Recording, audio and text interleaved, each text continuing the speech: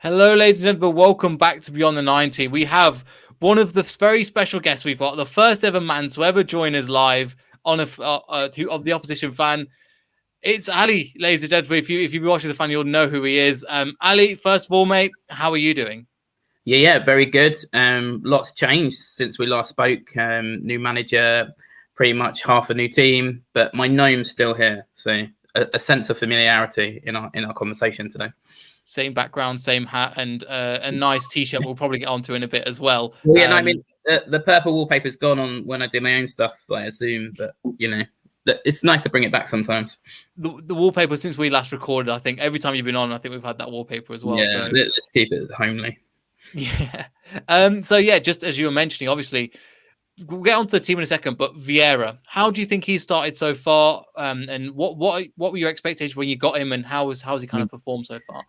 I didn't have any expectations either way. And I said this from the outset on one of my own videos, Vieira, what to expect, from having looked into it, was that based on his short managerial career, he was at the Man City Academy, he did a bit in the MLS, but you can't really judge that. And then obviously he was at Nice, and I think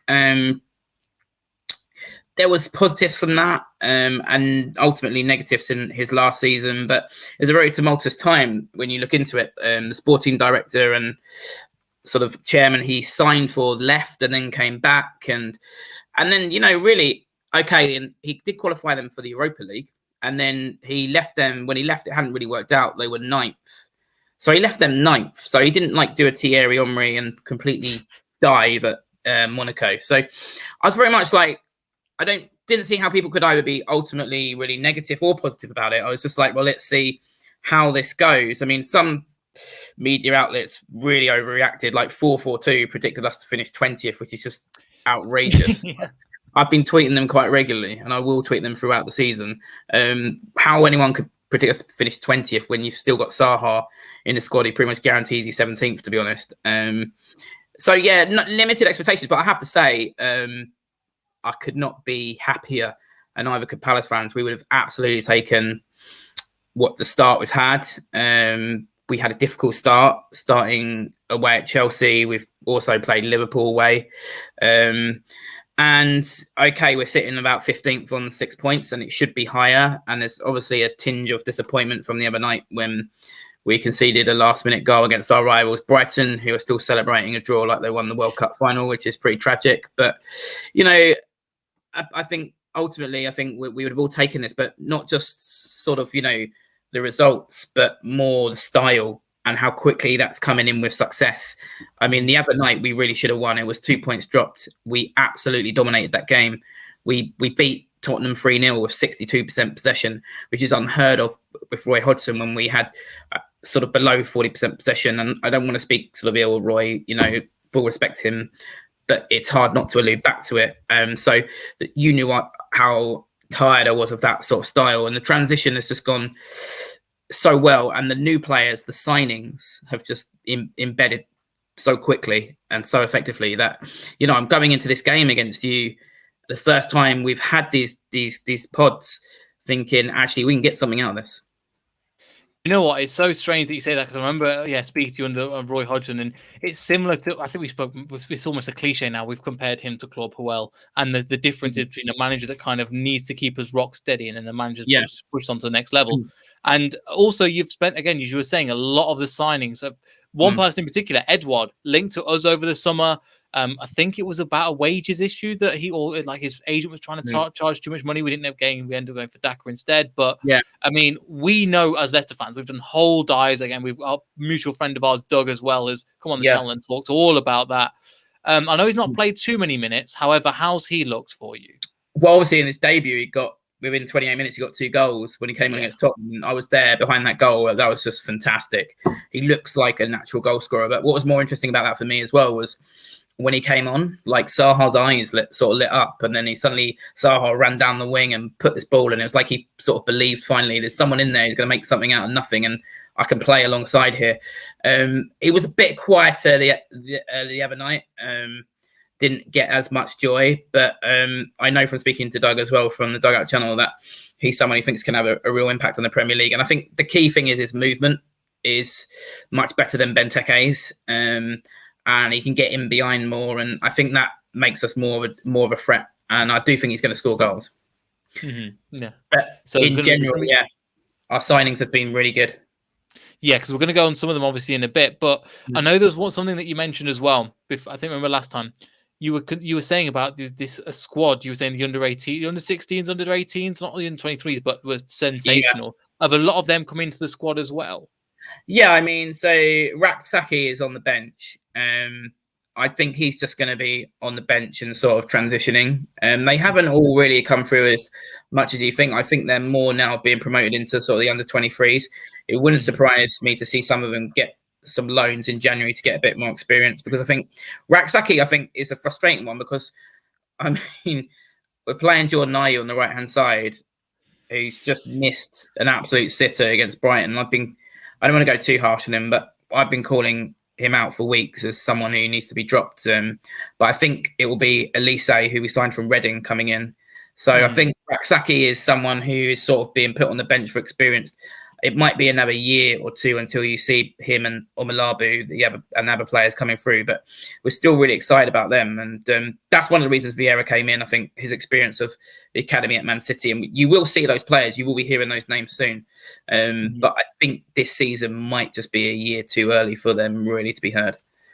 Fair enough. And again, coming to the back and some of the signings you've made, again, I think you've had a really underrated window in terms of the players you've signed, the players you've got rid of, and the players you replaced them with. Yeah. People like Gehi, people like Anderson, I think for fantastic signing for you there. And in terms of that back line, it's still young, but from what I've heard, a lot of promise coming out of that. Again, they're just going to get better the more they play together and the more time they gel. Yeah, I go as far as say we've had the best window in the Premier League, because if you think of the job that we had on with all the amount of players we had out of contract, and the media took that as a massive negative, but we knew as Palace fans, this is our chance to rebuild. To be fair to Roy, he was hamstrung by some of the wages he had on the books, like Sacco over 100 grand a week allegedly. Even someone like Connor Wickham, who was permanently injured, somewhere between 50 to 100 grand a week. So it's around 600 grand a week we've saved in total. In wages, and we've been able to reinvest that. And what I would say as well is, obviously Vieira has the pull. A lot of the players have come in and said about how Vieira was a factor in them signing, but Dougie Freeman, our director of football, who was our manager until he resigned to go to Bolton, who he recruited a lot of our promotion winning team, like Yannick Balassi on the cheap, Mile Jedinak on the cheap, Glenn Murray he brought in, and he's just done it again. For me, this is a plan executed by him. I think Vieira's come in and had his sort of say, but it's got Dougie written all over it. I mean, you've alluded to central back partnership. Gehi and Anderson complement each other so well. I'd go as far as to say, and I'll put my neck on the line, I think they're going to be one of the best central defensive partnerships in the Premier League. Fulham fans can't believe we got him. To sum him up, he was on loan at Fulham and they made him captain. The other night, it was just brilliant. He can also play 60-yard diagonal balls and put it on a sixpence to Wilfred Zaha. He's very, very solid. And then you got Mark Gehi, the England under-21 captain, who sort of mops up behind with his pace. And that's something I think is going to be really useful when playing you with Vardy trying to get in behind, because I think Gehi's going to sort of be pursuing Vardy as rapidly as Colin Rooney's lawyers pursue Rebecca Vardy. Do you know what? It's funny. Every time Burnley fans manage to sing that down at the ground, he always scores against them. And it's really funny now to the point where every time they sing that, Leicester fans are going louder. No, we did it, and he don't you remember he did the sort of eagle celebration. Yeah. Hopefully we don't do it. But yeah, that's one thing we were just talking about off camera as well. The more you antagonize Jamie Vardy, the more he's going to be likely to score against you. And what's it like being back at the ground as well? So two-part question.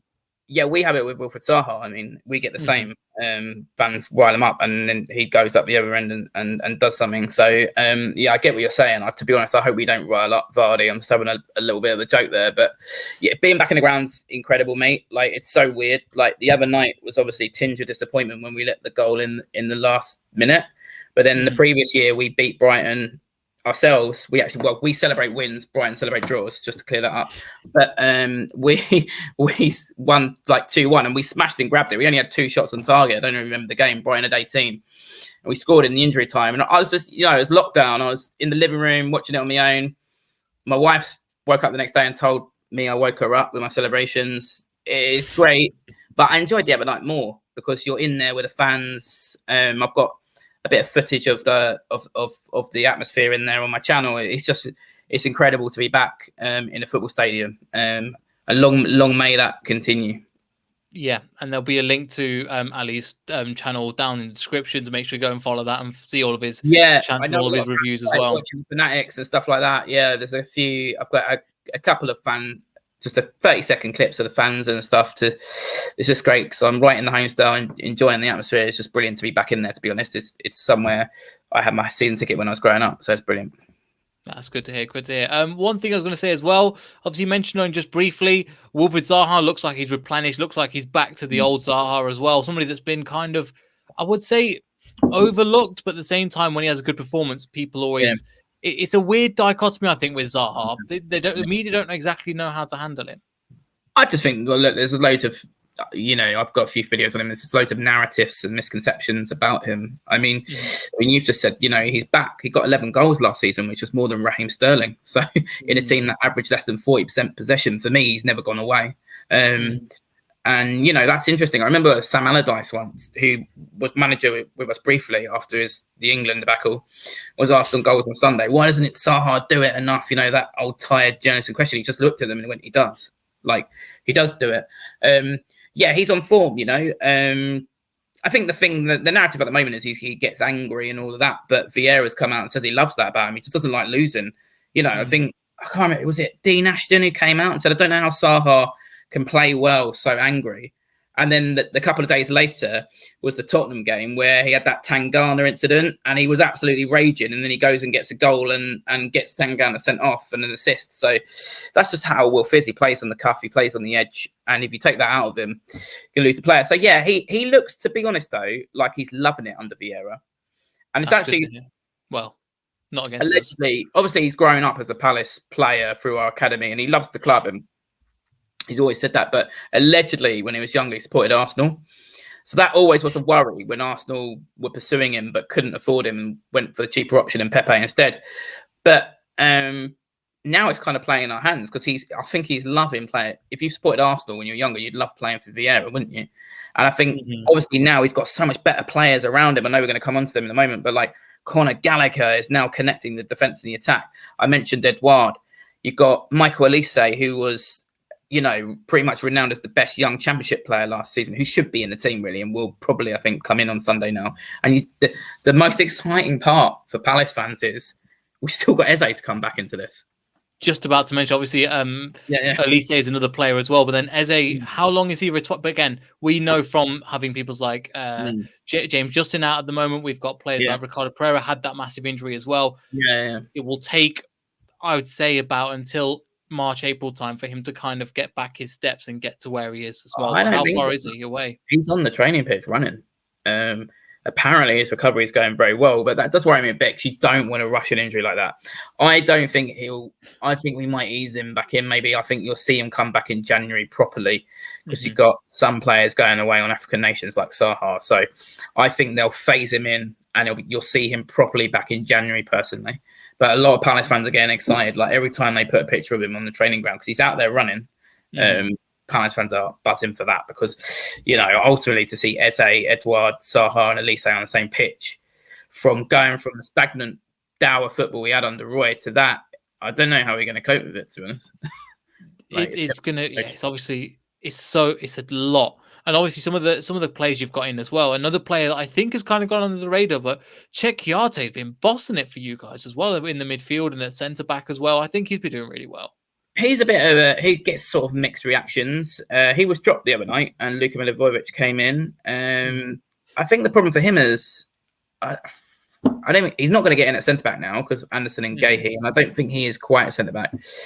And then I don't think he's got quick enough feet really for the new philosophy. But he's a very good player and a very good squad player to have. And he's someone who is useful, and that's the best thing now. We've got lots of good options, whereas before, to be fair to Roy, he was always criticised for not making subs. He didn't really have the best options on the bench. So, yeah, Kouyaté's doing okay as well, but I'm not sure he'll start on Sunday. So who do you? Well, obviously you've got players like Gallagher and then Will Hughes as well. You signed from Watford as Yeah. well. So obviously everybody's talking about Gallagher. I think he's a great player personally. Yeah. Any of your thoughts on the midfield and who do you think would start as well? Gallagher is unbelievable, mate. Like, literally, he's been more than crying out for. And to be fair to Roy Hodgson, after Cabaye left, we had no one connecting the defence and the attack. And Gallagher does that. He just does not stop running and pressing. And he's always there. And Saha's finally got someone to bounce off. And although he had Eze last season, he is a massive game changer. The only gutting thing is I wish we just signed him permanently, because I think it's going to be very difficult now. There's already talk about England and all of that. And it wouldn't surprise me. If that happens at some point this season. He's playing that well. If he keeps it up, this momentum, he's definitely been our player of the season so far, without a shadow of a doubt. And I think most Palace fans, to a man, would say that. He'll be in there. I think you have James McArthur alongside him because he adds that energy. They're complementing each other really well. I think you'll see Luka Milivojevic start again. We haven't seen Will Hughes yet, and he's someone I'm really excited about. He's got a really good eye for a pass, which we've been missing as well since Cabaye left. And I would have brought him on the other night. I think the thing is with Gallagher and McArthur, they're so high intensity in their energy and their box to box that the last 15 they really tired. And I think Will Hughes would be a good person to bring on in those last 20 minutes and just re-energize things. But I think ultimately people are thinking he will start as sort of the defensive midfielder. So you have a three of Will Hughes, McArthur, and Gallagher. But the big question is what we do when Eze comes back. Yeah, you'll have middle wide. So these are great problems for Vieira to have, by the way. But I think on Sunday you'll see. I think it will be Luka Milivojevic, McArthur, and Gallagher. I don't see that changing. Okay, fair enough. So that's the midfield three. Then wing backs. I know you're a big fan of Mitchell. You've been crying out for him for a long time. As I said, for PVA has gone. How's he been this season? I remember talking about him last time. How's he been? He was very good last on Monday night. He was bombing down that left-hand side. I think that's the difference. Like, Vieira has got him much more attacking minded, and he's looking much better going forwards. He was always good defensively. I think he's going to really develop this season as well. I think he's going to come along, and he's sort of gone under the radar, really. Even last season, not many people talking about him, but he is of real quality. And I think probably at some point may even go on to an England cap and things like that. But I think that you're going to be hearing his name a lot more as well. So yeah, he's been an exciting proposition for a year and a bit, but he is another player who looks like he's really developing under Vieira already and enjoying playing under him. Yeah, I think you mentioned him last time when we were talking, or the time before, and then I was like, okay, I'll keep an eye on him, and he was sensational. He really was. And when he kept playing, and I think he played against us, and he was fantastic for that. So he's one to keep an eye on for Leicester fans. But it's looking scary. I mean, one thing we know at the moment with Leicester fans, our defense is all over the place. It really is. How do you think you could exploit that as a Crystal Palace fan? Obviously, you've got the players in Edouard to play that, in Zaha and Elise as well, because defensively we are all over the shop. And how do you think Palace can do it, and how do you think they'll do it? I think we need to bring in Elise for Jordan Ayew, because Jordan Ayew just can't score. I mean, people argue for Jordan Ayew that he runs a lot, but Forrest Gump runs a lot and he doesn't play professional football. Didn't play professional football. So no, I think Elise needs to come in, because we have more possession now, but we're not being ruthless enough, and we definitely weren't ruthless enough on Monday night. And we need someone who is going to help Zaha out with the goals, who's going to help Edouard out. We need someone else up there, and I think Elise is the man to do that. I mean, he played in an academy game and we won. I think it was against you guys. Was it against you guys where we won? Was it? We got absolutely tranced. Well, apparently Elise had was it you guys? He had a say in about 7 of the goals. He had a say in about 5 of them, whether it's a goal or assist. Tranced. Yeah, 7-0, and I was like, just make it stop, man. I was saying to you, our academy is really coming on, but Elise played in that game, and he was involved in pretty much all the goals, and he's just someone we're crying out to come in. He's looked good in the little cameo roles he's had, universally known as the best young championship player last season. So I think if we put Elise in alongside Zaha and Edouard and Gallagher doing his thing, I think then we would be more ruthless. And I think you always sort of fancy with Brendan Rodgers teams, you're going to be attack minded, so there's going to be space for Zaha. I don't think you're a team who are going to put 2, 3, 4 men on Zaha. Not that teams can really do that now, because we've got other problems, other threats now, like Gallagher, hopefully Elise, Edouard.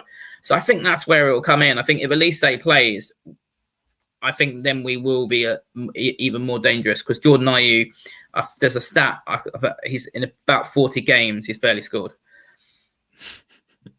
Do you know what? It's nice to see you this animated. I remember with Roy Hodgson, you took a lot of that kind of. Yeah, we'll be all right, Neil. We'll get there. We'll probably lose, but we just wait until the summer, and the summer's come. But do you know what? When you have these lull periods, it makes the highs taste that much sweeter. You know, it really does. I mean, obviously coming back into grounds was always going to be great, but the one thing I take from Monday is there's a real belief and will behind this team. Everyone is buying into this project. Everyone likes what they're seeing.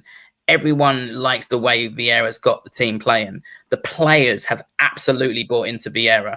I know they have to say it, but the sound bites, even in pre-season, were so different, for example, to when De Boer came in. And that was a lazy comparison. The media loved that De Boer-Vieira comparison, which I think's gone already.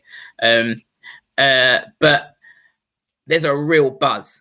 And I honestly believe, Neil, that I could be witnessing the birth of the best Palace team since I've followed them. I was obviously late to the 1990 FA Cup team with Ian Wright and Southgate. Probably the best team was the one who got to the cup final 7 minutes from winning against Man United when we had Balassi and Saha on either side. I think this team could and will be better. I'm really excited. I think maybe this season is still going to be a bit of embedding. It'll be the second season where this really comes to life. The only worry for me is that we lose Gallagher, because obviously he's only on a loan. But yeah, I am really, really excited. And it is weird coming on here and talking to you, because usually, like you said, I'd just be like, yeah, it's great to come on, Neil, but I think you're going to beat us. But I think now I'm genuinely thinking we're going to go very much. I still have a lot of respect for Leicester, a lot of respect for Brendan Rodgers. I think the injury to Fofana has done you a bit pre-season. But I do think we're going to go toe-to-toe on. It's going to be a very good game. We're going to go toe-to-toe on Sunday. It's going to be a good one for a neutral, but I'm not going to lie. I as you know before, I was like, oh yeah, can we get a win against Palace, and kind of cheeky going, no, we're seeing it. Oh no. This one, I'm kind of we've not hit form. It's not coming, but Crystal Palace do look scary in a good way. I mean, it's obviously not against us, but in terms of when you're looking at elite teams like Tottenham, when you look at like Arsenal, where these old guard have kind of fallen. There's yourselves, obviously Brighton. I know you don't like to mention it in the same sentence, but people like West Ham, Aston Villa. There's a gap now where this top 10 has really strengthened. I hold you guys in that bit as well, because what we can do potentially us, and I'm saying because again, we've talked about this, I think, off camera before as well. When you don't support a team that's outside the top 6, the narrative changes, the way you look and the way you cherish the little moments. And we can, like, for example, the 3-0 that you did, deservedly winning the game. But I think them matches will become more common with the likes of Aston Villa against Tottenham and Arsenal, with the likes of Everton against Aston Villa, North London as well. Yeah, I think so. I think it's great to see these teams sort of bridging the gap. Although I do think that, I don't like to say it because I know Leicester really been challenging that top 4, and I still really can't believe he didn't do it last season. I do think the top 4 is locked this season. I think that top 4 are looking strong, but I do think it's great to see these other teams like Villa as well, really chasing. And to be honest, that's what's pleasing me. Is I remember sort of playing Villa last season, and that game upset me more than losing sort of 7-0 to Liverpool. We lost 3-0 with 10 men against Villa, and it just felt like the teams that a team like Palace, who are sort of between 11th and 15th, who should be trying to get near, should be like Villa, and we seem so far away. But I feel like we will be challenging those teams this season and getting involved in that mix. And at the start of the season, I was very much, we'll be all right. I didn't think we'd go down. I thought we'll be somewhere between 11th and 15th, and that was based provisionally really on Saha still being with us. I'm now looking at it and thinking, well, actually, let's go for the top 10. Like, why can't we? And that was kind of like when you take the emotion out of the Brighton game, objectively, was that win would have put us right towards that end rather than looking over our shoulders a bit. So we need to react now, and I'd love to react with a win and just push ourselves a bit forward. But yeah, it's an interesting league this season, isn't it? It really is, and it's a good league. I mean, the top 4 have ran away with it, quote unquote. However, they're still there for the taking at times. I'm not saying, we're going to go and smash them at times. However, the emphasis has been on them, as you were saying just before. However, there's always room for a slip up. There's always a Oh mistake yeah. and just an ability to get wide. And that's why we love the Premier League. And this Mm. old narrative, the top 6, I think, is dead now. It has to be Yeah. dead because the top 4, and then there's another teams under that, where there's a lot of teams. Again, teams like, I know Leeds aren't doing too well, and obviously Adonis, a good friend of both of ours as well. We'll probably have another thing in itself. But there's teams mate, like I can't that. wait to go back on there. We're above them. Brilliant. Get me back on that one. No, I mean, I think in Leeds is an interesting one because I just don't think they've recruited very well, whereas we have. And I think Villa, obviously, they accepted early on they were going to lose Grealish, and they just went out and recruited well. And you know, it's a bit of a cliche, but recruitment's so important in football. Yeah, and found out. I think in a year. Normally, these projects take time, and this is what I'm going to say. And well, a couple of persons again, these projects take time. And B, as somebody that supported a team that's lots of young potential players, but be prepared for them the mentality to drop a little bit, and you be frustrated like we are now, not because they're bad players, just because young people are ambitious and they're great, but they sometimes lack that kind of, well, we should be beating these teams. Why aren't we going and beating them? And just kind of not level it out a little bit, where you'll be brilliant against, say, a Manchester City or a Tottenham, and then kind of lose points to Norwich. You're like, why has that happened? This on paper shouldn't happen. I guess as well, like, I think there will be that patience with Palace fans because we're right at the start of it with Vieira, where you're a couple of years in with Rodgers. And obviously your expectations are naturally and rightly higher than us. You've won an FA Cup. You've finished 5th 2 years in a row. Frustratingly, you missed out on the top 4. Like I said earlier, I still can't quite believe you didn't get it. But I think for you guys, it must be weird. What are your expectations now? For me personally, as an outsider, I look at Leicester. I don't like to say it, but as I agree with you, on a game by game basis, you can always get at this top 4. But for me, the top 4 in terms of who's going to finish in top 4 is locked in this season. I think they're all looking very strong in terms of where they'll be after 38 games. I think Liverpool showed last season how hard it is to dislodge them over 38 games, even with their injuries. You thought they were out of it, and then they just came back right at the end. But I do think you know, that you can get at these top 4 teams. But I think for you guys, I would probably be more looking at the Europa League. And for me, that could be a better, more realistic means of qualifying for the Champions League. Potentially. But again, tough in your lifetime, mate, you've seen the fact that we're in Europe is a blessing in itself. I was on the West Ham fan. I know you're not a big fan of West Ham, but our friends as well. Again, Fred's West Ham Network, I think they're called now. Yeah, they're great guys. They invited me on, but I was actually on a Disney cruise at the time. So that's a soundbite in itself, hey. Yeah. But interesting enough, showed the game on the boat. Yeah. Really. Yeah. Fair enough. I think that's the kind of the brilliant thing about. Again, West Ham are in a similar position where we're just going to enjoy Europa League at the same time, we're not, it would be a great option, but mate, I'm not thinking about winning Europa League. That's mental. Why not? Do you know what I mean? In Why terms not? of like, I would have never thought that. I think getting into Europe was a blessing in itself if you talk about the Championship. But again, it's kind of these expectations change, and some people are asking for that, and I agree. It would be easier to get through Europa League, so get Champions League that way than it'd be to stay at the top 4. However, and also the way that the top 4 have started and the way that we started, it's like, right, the gap's too big. But we will be in there around that and challenging. And it's getting the expectations, as you're going to see with Palace. It's like, right, you're seeing he's going to go up. And how can you keep hold of your players? How are you going to move on? And how are you going to replenish them? And that's part of it. And they'll get better year on year on year. I think we'll be all right for a couple because we've got them all on long contracts. But Anderson in particular, I think will end up playing for a top 4 team. Elise, if he keeps playing this well as well, you've just got to go, because we're having the same problem with Tillemans, where he goes, he's so good, but we just please stay. But he's, I think, same. Eze is another one, What I don't understand, is why some of these other teams like Arsenal, for example, who don't quite have a niche in the market now, because they're sort of, they're at Man City or even Man United, or will go out and outbid them. Why aren't more clubs looking? And let's use Leeds. We were talking about Leeds as an example as well, who I think recruited really badly. They're the best comparison, because why aren't they looking at Championship? It's a really good pool of players. And I hate to say it because Palace has spent predominant lot of my time supporting Palace was in the Championship and we used to get fleeced. But with the loss of revenue for 18 months, now it's a good time to get to lowball offers. And why aren't, like, for example, why did we get Eze? You look at someone like Arsenal, you think a team like that's going to come in for Eze for about 40 to 60 million at some point. Why aren't they taking the risk on these players earlier? It's like Elise, best young championship player season we got for 8 million. Madison with us. Sum up, Leeds spent 20 million more on Dan James. Yeah.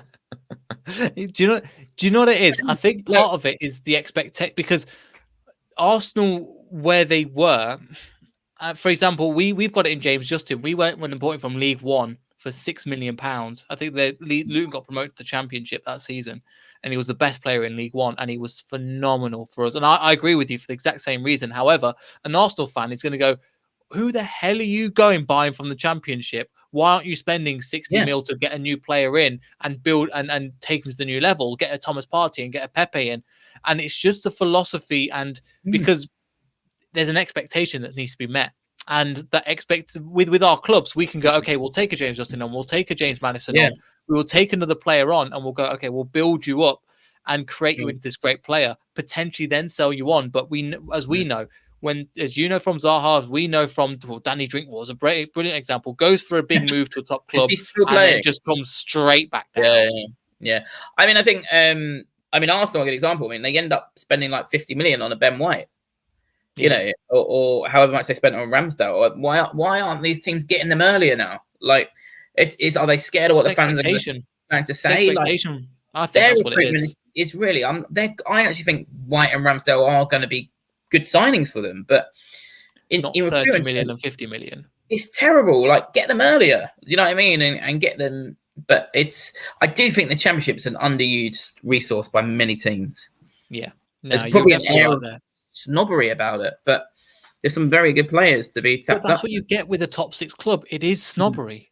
It is a lot of it is snobbery, and that's a perfect word for it. The expectation that I was talking about, James Justin can't go, and Eze can't go to an Arsenal because he'll be booed, because he goes, "Who the hell have you? Why aren't we getting somebody from the Bundesliga or the Champions League club instead?" And that comes with the price tag. But again, it leaves us to do our business where it is, Ali. And again, you've had a fantastic window. Just before we finish, again, how do you think you're set up? How's Vieira set you up this season? So I'll be 4 at the back, with the full-backs. Well, Joel Ward won't be bombing on Mitchell on the left-hand side will bomb on a lot more. And then you'll have, I think, Luca is sort of the defensive midfielder. And then you have MacArthur more box-to-box supporting Gallagher. And then Gallagher will just be absolutely everywhere. He will just be pressing high, he'll be getting back, and then you have Zaha on the left hand side.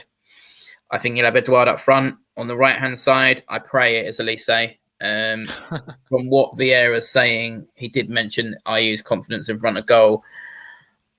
It's got to be time to put Elise in there, surely. But yeah, I think that will be the team. Schlupp's back from injury, so he came on the other night. My last point was Schlupp. Yeah. How is he? He can't get a run of games. He always picks up an injury. I don't know, actually. I'm kind of at the point where I think I might sell him. I think. Well, what I think what's happened is that Schlupp was at a good level last time we were talking, and your team has just overtaken that. And to him to catch up to that level, I mean, why would you play Schlupp against Elise, for example? You were saying, why would you play him over other players? It's just his opportunity. He's a good servant. We know firsthand, but there's certain players that you like we've got it with Hamza Chowdhury, where everybody's up their levels to a certain level, and he should be, but he's not. And it's wrong place, wrong time. Thank you so much for your service. I think I think potentially it's that him or John Nye will be sold at some point within the next season. He can play sort of in central midfield for us at times as well, but with his injury proneness, I just wonder whether we might cash in at some point. I mean, I do like him. He's a player I like. A lot of Palace fans like. He just can't seem to get the luck with the injuries. He'll be on the bench. He'll be on the bench on Sunday. No problem. But Anyway, Ali, thank you so much for joining. It's been a great chat. Again, on and off camera, fantastic chat. Again, there'll be a link to your Twitter and subscribe and everything down below for Ali's channel. But tell them where you can find you, but plug yourself. Just Pride of South London Fan TV. Sort of the new feature, as I was saying, was now we're back in grounds. Just get the odd 30-second cam shot. I don't do the vlogs or anything like that, but just get.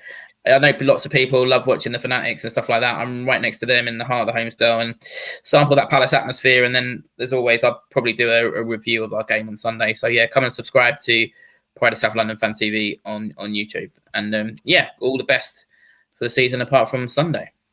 Exactly. Apart from when you play your next, mate, and tomorrow's game, all the best for the rest of the season. Hope to see you up in the top single digits as well. I think you genuinely can do it after the chat as well. But again, with young players, young team, it takes time, and we know that from missing out on fourth twice. So trust us on that one. Yeah, no, I don't think we're going for fourth. To be honest, I'll still take between 11th to 15th this season. I mean, missing out on fourth twice because of the young squad. Yeah, I mean that must hurt quite a lot. Don't really know what to say to you about it. You did win the FA Cup, so there you go. I mean that's I'm not gonna feel too bad for you. I mean, I watched that again and nearly had myself in tears once again. You just don't think that's going to happen to your team. Like people say it. Older fans say it's going to happen. Oh, we'd love to see it in a final. And I was like, yeah. It's probably, supporting them in the Championship. You're like, being a Leicester fan, I think all the neutrals love seeing your owner on the pitch and all that. So actually being a Leicester fan and experiencing that must have just been incredible. So, but that's the thing. Like I said, that's all my hope with this team is. I think we were in your team like Palace. It's a cut run, and we were 7 minutes away not that long ago under Pardew, and I think this team could be better than that team. So that's the hope. And just think how far you've come since Pardew as well. Since the Pardew days, you kind of, again, as I think we were saying just before as well, it makes them just the victories taste that much sweeter. Yeah, absolutely. And hopefully we'll get one on Sunday. But I think it will be a tough game. I think, like I said, the phrase I said toe to toe, I think it's a hard one to call. It's going to be a good game for a neutral. I don't think many neutrals will tune in, but I think it'll be a good game for a neutral. Anyway, Ali, thank you so much for joining. Cheers, thank you. All the best. Yes, and we'll see everybody in the next video. So goodbye.